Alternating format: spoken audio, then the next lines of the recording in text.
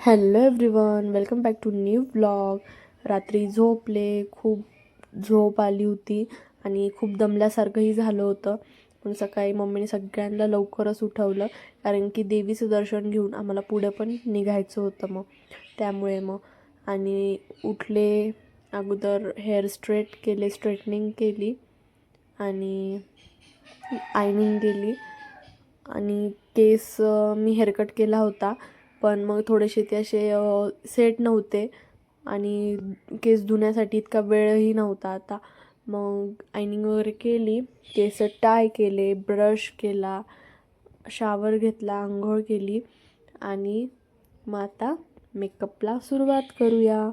कारण की छान छान दिसायचं होतं ना, देवीचं दर्शन घ्यायचं होतं, म्हणून असं व्हाईट कलरचा ड्रेस वेअर केला आणि मेकअपला सुरुवात केली.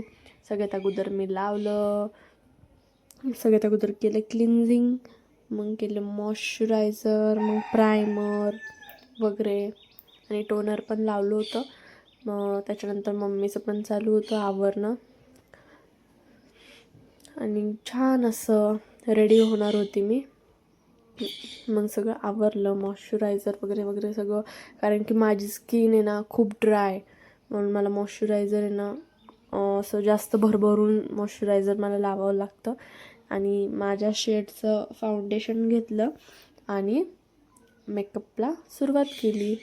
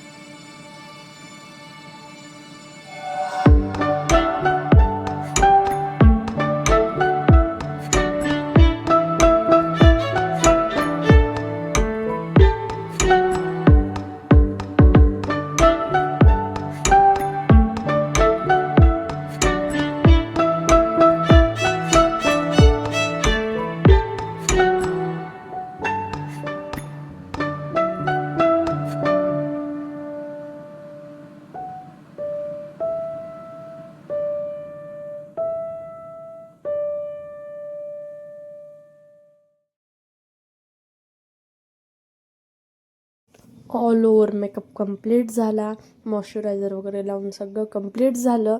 आणि मी कशी दिसतीये नक्की कमेंट्स करून सांगा. मी अशी छान अशी रेडी झाले आणि नाश्ता होता. मग मम्मी बोलली सकाळी सकाळी नाश्ता करून घेऊया, आणि नाश्त्यासाठी कुठे बाहेर नाही आलो, रूम होती हॉटेल कियारामध्ये, तिकडंच नाश्ता पण आम्ही घेतला.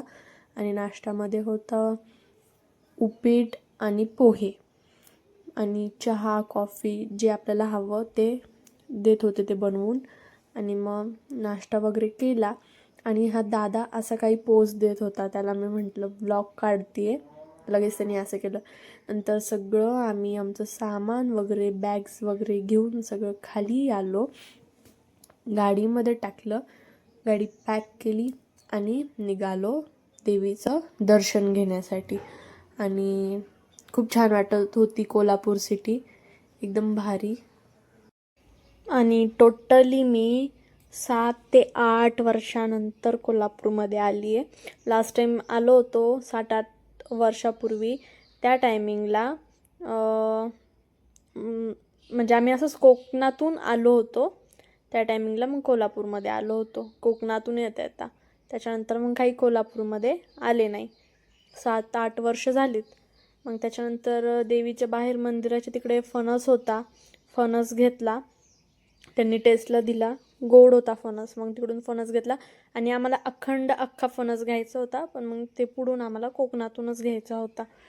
मग त्याच्यानंतर निघालो दर्शनासाठी. गाडी एका साईडला पार्क केली होती पार्किंगमध्ये. आणि इकडे ना देवीच्या मंदिराच्या बाहेर छोटे छोटेसे स्टॉल आहेत, नाश्ता सेंटर आहे, छोटेसे स्टॉल. तिकडे आप्पे, इडली, उत्तप्पा, डोसा वगैरे हे ते तिकडं भेटतं. मग नाश्ता केला आणि टेस्टला खूप छान होते आप्पे, जसे आपले घरगुती असतात ना त्या टाईप होते. मग त्यानंतर इकडे बाहेर गजरा होता आणि खूप गजऱ्याचे पण खूप स्टॉल होते, इतका सुंदर वास येत होता. मग गजरा घेतला मम्मीने पण घेतला, मला असं छान लावून दिला आणि मम्मी बोलली गजरा खूप छान दिसतोय तुला. आणि मी गजरा वगैरे असं कधी जास्त सहसा लावत नाही, जास्त असं कधी हे नसतं, पण त्या दिवशी खूप छान वाटत होतं. मग त्यानंतर गजरा घेतला, लावला आणि चाललो होतो मंदिराच्या दिशेने. आणि एंट्री दुसऱ्या साईडने होती, पण फिरत फिरत फिरत गेलो, खूप छान वाटत होतं. आणि कोल्हापूर सिटी थोडीफार पुण्यासारखीच आहे. पुणे मोठं आहे, कोल्हापूर छोटं आहे, पण तरी पण सिटीज जे रोड गल्ली बोर्ड वगैरे असते जी, ते सगळे सेमच वाटत होते मला. आणि त्यानंतर मग देवीला साडी चोळी घेतली, ओटी मानपान सगळा. आणि मम्मी बघत होती कोणती साडी घ्यायची कोणती नाही. मग साडी, फूल, हार, गजरा, नारळ, सगळं जी ओटी असती, प्रसाद होता, ते सगळं घेतलं. मम्मी बोलली ओटी तू घे. आणि मग निघालो मंदिराच्या दिशेने. आणि देवाच्या दर्शनाला आलो ना, ती हे काय वेगळंच असतं. आणि आलो फायनली देवीच्या मंदिरात. आतमध्ये एंट्री केल्या केल्या तुम्हाला सांगते इतकं प्रसन्न वाटत होतं ना, खूप छान. आणि खूप वर्षानंतर, जे मी बोलले तुम्हाला, खूप वर्षानंतर देवीचं दर्शन झालं आहे. कधी आलो तुम्हाला आता आठवत पण नाही. आणि देवीचं दर्शन केलं, देवीची ओटी भरली, पाया पडलो आणि बाहेर आलो. त्या साईडला काम चालू आहे, पण हे जे कुंड आहे ना, इथे देवीचं कुंड आहे हे,